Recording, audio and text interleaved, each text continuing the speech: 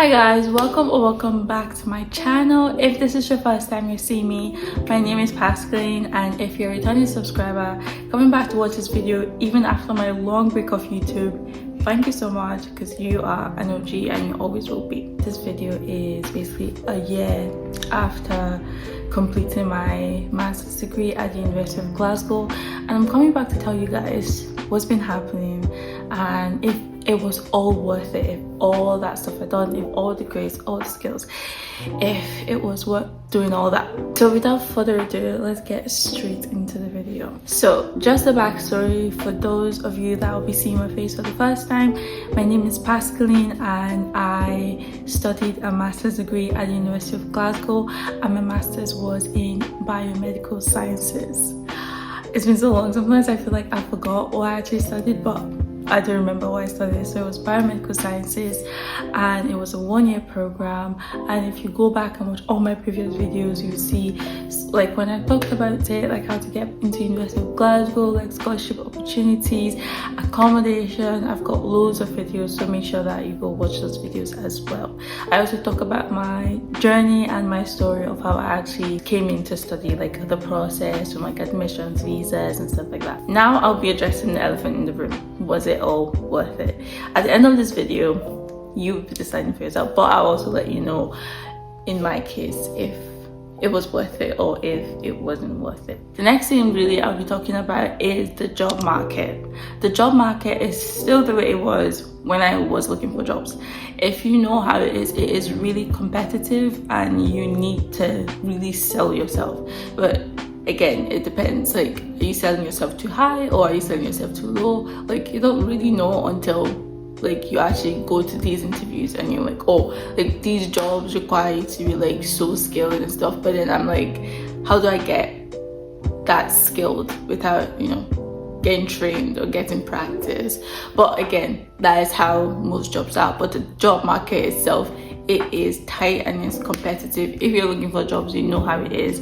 So I would always say that prepare yourself, prepare both your mind, soul and body. Prepare your mind to like be kind on yourself, because like you get rejections and you're gonna get like, oh, so many no's, not no's, but like no, and then you finally get that yes. So keep striving for that yes, because like you never know like where that yes will come from.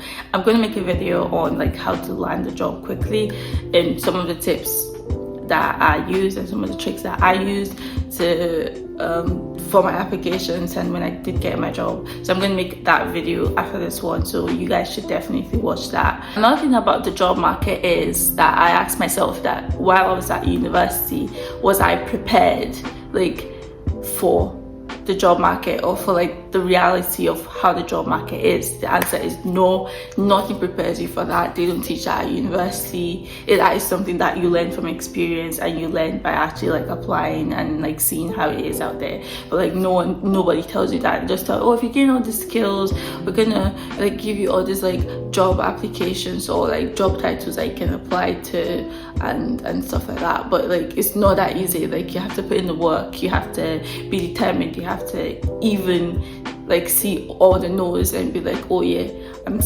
despite being rejected, I'm still going to push forward and like keep applying, and one time or sometime I'm gonna get like a yes from somebody. But like nothing prepares you for that. They don't teach that at university. There's literally no course that like teaches you, say like how to prepare yourself for the job market and stuff like that. To be fair, like when I was in my master's, they had like it wasn't even a class, it was like more like a presentation or conference. It was like a 1 day 1 hour thing. Be prepared and be equipped and like keep a strong heart and always be positive is what I would say. But like it is tough, but again, only the toughest survive. Is the survival of the fittest. So you have to be tough to make it. You have to be tough to make it, like tough at heart though, not just like tough like punching people and stuff, but you have to be tough at heart to weather through all the storms that you might face. But hopefully it is easy and it is smooth crossing and you don't have any issues. But that's just really my experience, I would say. The next thing is the skills that I gained at university, was it worth it? For me, the answer is yes. The skills that I gained, both my bachelor's and my master's, they've helped me so much. some of the skills you might even like be imagining that they're like maybe lab-based skills. They're not just all lab-based skills. There's some skills that you gain that like help you personality-wise, or like build your mind and things like that, soft skills as they call them.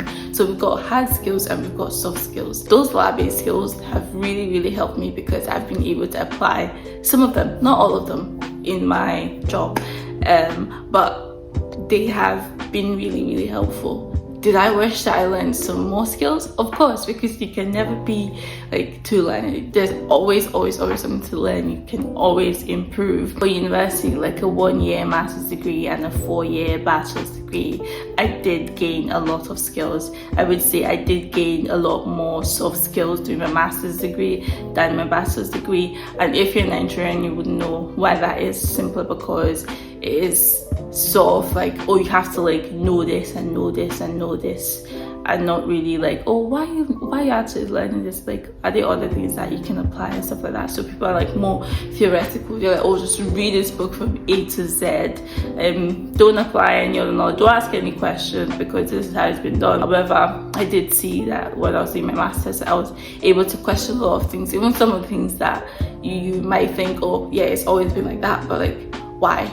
Like, why is A? Why is 1 + 1 2? You know, and stuff. That's not like a literal example, but just something like that. But you need all these skills. You need to be able to think for yourself, really, and to be able to decide that no, I'm not doing this. Yes, I'm going to do that. This is what I want to do. I want to get trained on this. You need to basically stand up for yourself. You also gain some of these skills when you grow up as well, but in a professional setting and an academic setting, you also need to apply them because it's still like a political scene, really, in academia and in many institutions. It's still very political. So it's like, oh, like whoever like speaks the most and things like that still really apply. Like in university, they're like, oh, maybe you should speak up more and things like that. People are actually like interested in letting you or giving that push to do those things. Everyone's like, oh, you should have already known these things, so you should be able to speak for yourself. You should be able to tell me this is what you want. Like, your manager is not going to be like, you're going to have to do this. You can tell your manager that I want to do this, or that I'm not going to do it, and things like that. So I've also been able to learn things like that, to be able to say, no, I'm not going to do that, and stand on it and be like, yes, I want to do that, and things like that. But again, the skills I've learned at the University of Glasgow really helped me and pushed me to be where I am today. And like, without that, I don't think there would be this either. So it's like a whole journey. There's a point A, and then that pushes you to point B, and then it pushes you to point C. The next one is grades. So if you watch my video where I talked about, say, how like the grading was like really strict and stuff like that, now I look back and I'm like, that did not matter. Like, having grades, like high grades, or having like a first class or a 2-1, or what, that does not matter in the actual job market. Like, nobody cares if you graduated distinction or if you had like a first class honors, unless you're actually staying back in academia. Most places will look at the skills that you have. Like, you would find out that when you actually get into the job market, you're competing with people who've not gone to uni. So if your entire CV or like your entire personality is that, oh, I went to uni, so that makes me smart, you would be surprised that you're not actually smart. Like, book smart and like actual smartness, it's not the same. You can go to university and know like medicine and stuff, but like how to like do normal life skills and like things at work and how to relate with people, you would not know anything about it. So grades, I thought it mattered. Was it like worth stressing myself over it? No, it wasn't. What I should have concentrated more is gaining more skills and developing more skills, and even doing those assessments like to help me write better, help my grammar, help my writing skills, my report writing skills, my presentation skills. That's what I should have been more worried about, and not if I got an A on this test or a B on this test. In the wider world, it doesn't really matter. If you are still bothered and worrying about, oh no, I'm not going to get a distinction, my parents are going to be disappointed in me, like I've let everyone down, really, at the end of the day, it's not going to matter. It's not. What's going to matter is the skills that you have and how you're going to apply those skills in your job or in any aspect of life. But saying that you got a distinction means absolutely nothing. That is my perspective about it. It might not be everyone's opinion and it might not be the case for some people, but this video is based on my experience and really that is my opinion about it. Final thing I'll be talking about is if I have any regrets. Honestly, I have none. I don't have any regrets, and I'm somebody who believes in stages of life. So there's this stage of life, I wouldn't have got to this stage without going through the other stages, and I honestly believe that it was worth it studying at the University of Glasgow.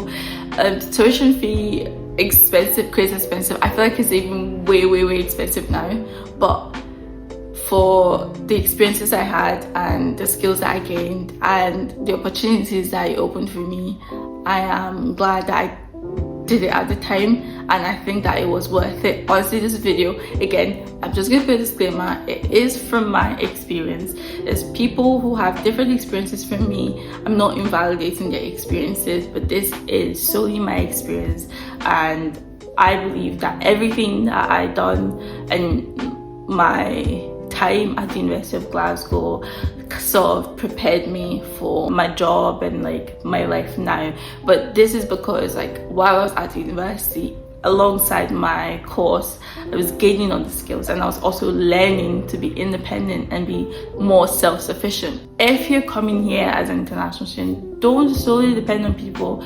Try to be self-sufficient. Learn other skills, learn other things, learn other languages, learn other cultures, eat other food, you know, immerse yourself, integrate, because in the long run that is what is going to help you as an immigrant, as an international student, and just as a person that is growing. But let me know if you have any questions, put them in the comment section and I will get answers if I can. You can also message me on Instagram. My Instagram handle is pkelechi with 2 eyes, and message me as well if you have any questions and I'll provide an answer if I can. If I can provide you with links, I will do that as well. But don't forget to watch my other videos and I will see you in the next one. Bye.